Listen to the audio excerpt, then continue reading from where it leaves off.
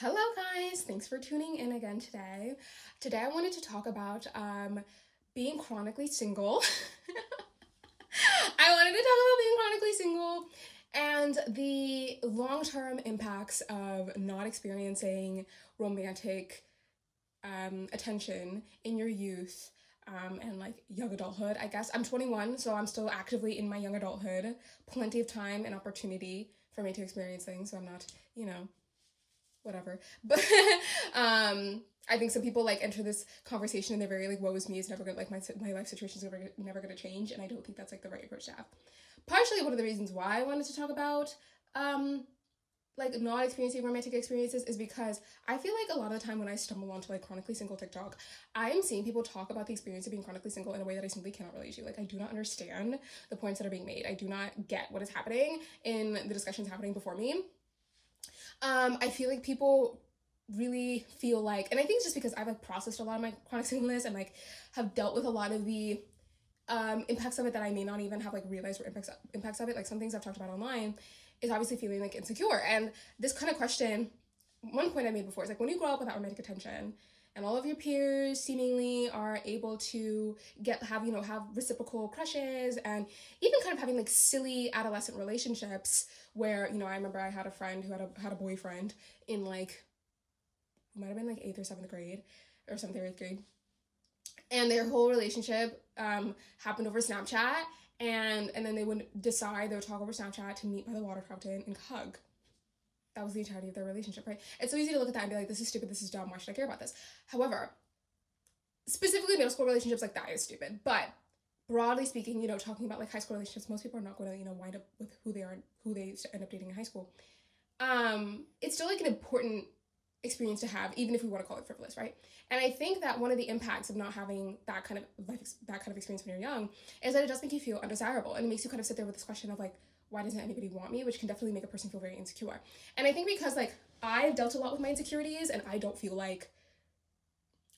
that like romance is barred from anyone due to a lack of attractiveness. I just feel like there's like, I don't think that like pans out. Like if you look at the world and people who date, like not every single person looks like they would be on the cover of a magazine, but there are still very many people, statistically speaking, most people do fall in love and they get married and they get picked, quote unquote, romantically. So I feel like for me, I feel like I got really frustrated listening to some of the conversations, the way people talk about this, because it just felt really rooted in like, why doesn't anybody want me? And I was like, but it was like from more of an insecure place. And I was like, I don't know, like, can we just broaden up the discussion and not really kind of see it as like, oh, something negative happened to me, because I don't feel like personally wronged because I didn't have romantic experiences, but it definitely has like, I guess, like negatively impacted me in some ways. And so yeah, I broadly on TikTok I've talked about like, I was actually using an example of Tyler Catastrophe, which I don't know if he was like the right example for me to use for this, but I was like just talking about the sort of what, like, how one of the impacts, I don't know actually if this was a point that I was using with child catastrophe, but I was bringing up this like idea of like not experiencing romantic attention in your youth, and how I think that makes people kind of do this sort of like performative confidence thing, where I think like it's a way, because it like kind of feels like you like have this void within you. Because here's the thing, at the end of the day, being picked romantically is very important, and like knowing that you are wanted and knowing people desire you in that really soft, tender way, it's like an important affirmation to have. I think like people really want to be like, no, you're a girl boss, don't worry, don't care, don't be invested at all in people's romantic validation of you. That doesn't matter. Unfortunately, we're human beings. We are relational creatures. We need to live in community with one another, and knowing that you can be picked, knowing that people want you, is important. So when you go without that, it is going to have some like damaging impacts. So what I was specifically bringing up in that video was how I think one of the ways it can end up manifesting is like, I said that it can make you obviously like really insecure, which is like a point that I was already making. But like specifically with that Tyler situation, I feel like what was happening was that like, because a lot of the points that were happening with him was like people were getting kind of like side-eyeing him for how confident that he was, which is like putting that sentence together is kind of crazy. But people were kind of like side-eyeing him for how confident he was, and I was like, I think that partially that kind of like performative confidence, like extra confidence, can come from like having poor romantic experiences, because you're kind of sitting there and you're like, I like want to kind of like cover this void. I don't want people to be able to see it on me. And I think that this is definitely something that like I played into. You kind of like end up over engaging, I think, in like independence and kind of like boohooing love quite a bit. Once again, I'm not necessarily saying that this is like Tyler's situation at all, because Tyler's had like, I think from what I've heard about him, a lot of romantic experiences. But whatever. I'm just kind of referencing that if you did want to like go back to my TikTok and see some things I've already said about this. the main point that I wanted to make in this video was talking about how not experiencing romantic experiences can end up making you not be able to be honest about desires for love, and then makes experiencing loneliness a little bit more complicated. So I had this experience the other day where I was sitting there and I was like, I feel lonely and I feel like I want to have a romantic experience. Like I feel or like I just want to like, I was thinking about getting back on the apps. I was like, I just want, I'm sitting here, I'm like, I'm gonna be in San Diego for so long, and like I just want to have more people to be hanging out with or whatever when I have like my last few months here before I move for school. So I was thinking about getting on the apps. And then I had this thought that I was like, wait, I sat there and I listed in my head every single person that I could contact that I already know, who's already in my phone. I already have these people's numbers. I already have their social media handles. I was like, I can list easily 10 people that I could go and make plans with and hang out with, and it'd be perfectly fine. If I'm sitting here feeling like, oh, I want, I've been in the house for so long and I just want to go hang out with someone, I could very easily like find people to go hang out with. So in my head, I was like, why am I feeling lonely? And I'm feeling like the solution to that is romance. And what was going on was the fact that in my head, I did not want to have to admit to myself that what I was like desiring was romance. What I was desiring, what I was specifically feeling, a romance-sized void within me. And that's what I wanted to satisfy.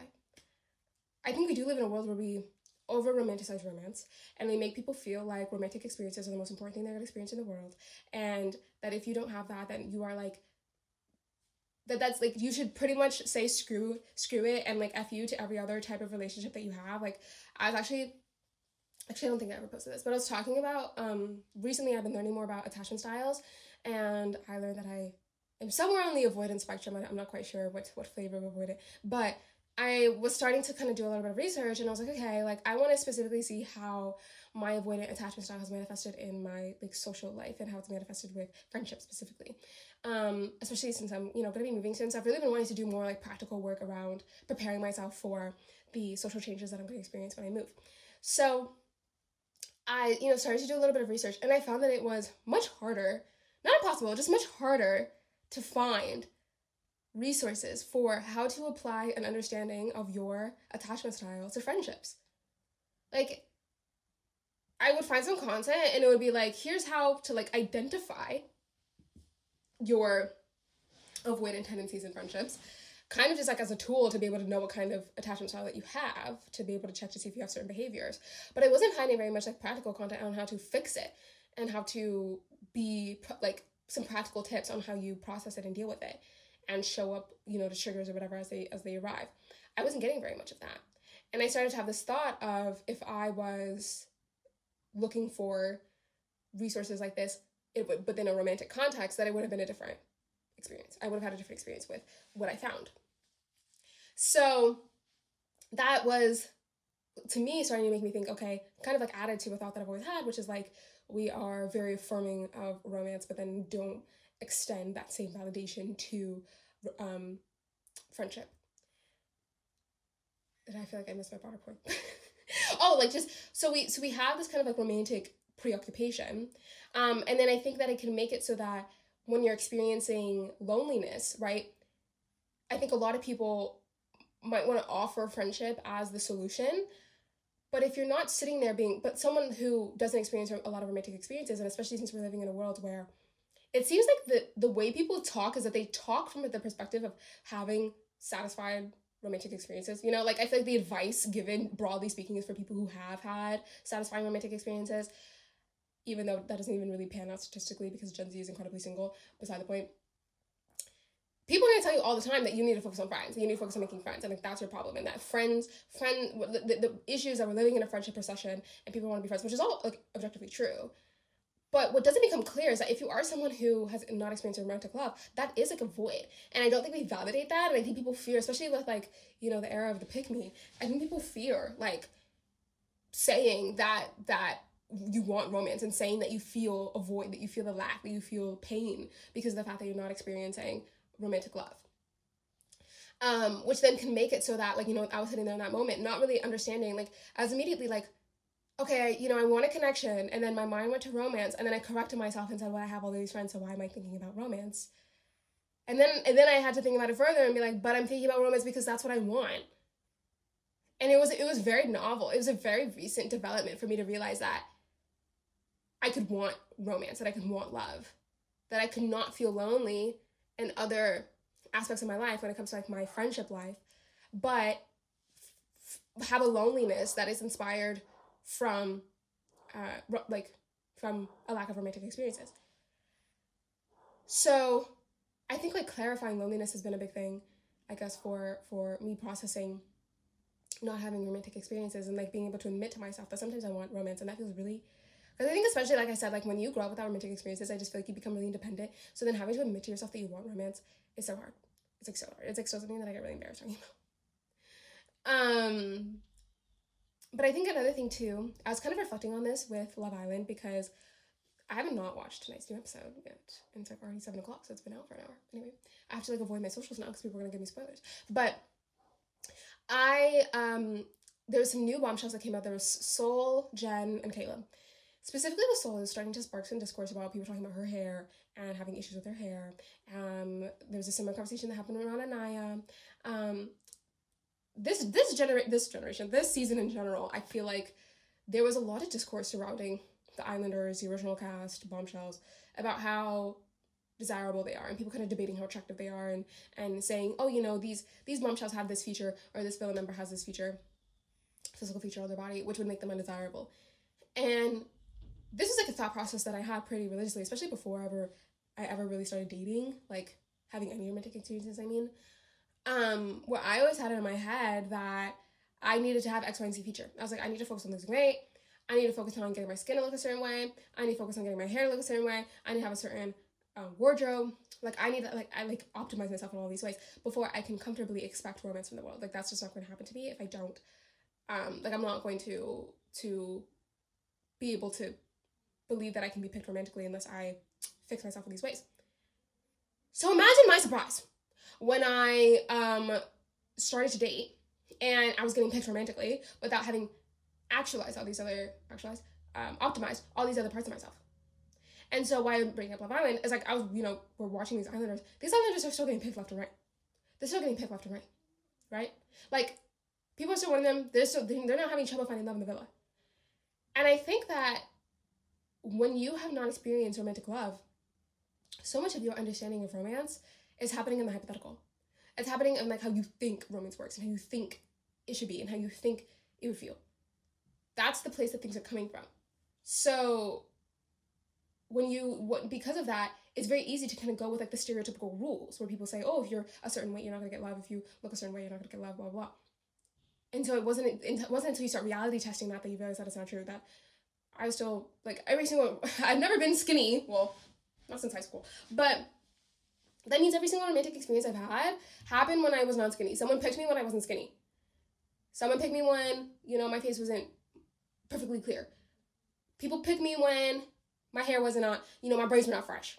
I was actually just thinking about that the other day. That I was like, oh, I forgot I went on this date with like really crusty braids. Anyway. Still getting picked. And that's not obvious to you until you, like I said, reality test it. And so I feel like it helped with my insecurities to realize, oh my God, there's a part of me that felt like I always had to optimize myself in order to get picked, and that's not true. I just kind of wanted for this video to just kind of talk with the dome about like the impacts of that. I feel like there's like so much. Like I've experienced a lot of dating anxiety. And I would love to talk about it on here, but girl, I'm still figuring it out. Like I probably need to talk to a licensed therapist and psychologist to really make it work because it's actually really bad. I have really, really bad anxiety that manifests as nausea and vomiting whenever I'm in romantic experiences. And so, girl, I don't know, I might cut this out, but it's low-key it's bordering on a cry for help because I really need someone to tell me what to do about this. Anyway, I would love to make a video on that, but I don't really have like a solution at this point. Not unless I was just to tell you the stories of when this has happened, which I don't know if I would because it's honestly so embarrassing. Anyway, yeah, so, but I feel like I bring that up to say that I feel like my Black romantic experience has played a role with that, because romance is so novel to me. It's so novel. Especially being online, because, you know, you get people who like slide in your DMs every now and then, or might comment, you know, complimenting my appearance. It's just a level of validation and attention that I'm just not used to. And so it's nice to experience, you know. I know that it's surface level, but it's nice to experience. Um, but it's like just exposing like a whole new way of being perceived that I didn't know was possible and I didn't know was available to me. But I guess I just need exposure therapy, both for the vomiting and for love in general. But yeah, I don't know. There's so many like honestly rabbit holes you can go down with this. I hope that this was helpful and insightful. Thanks, guys. I'm always so awkward ending videos. Bye.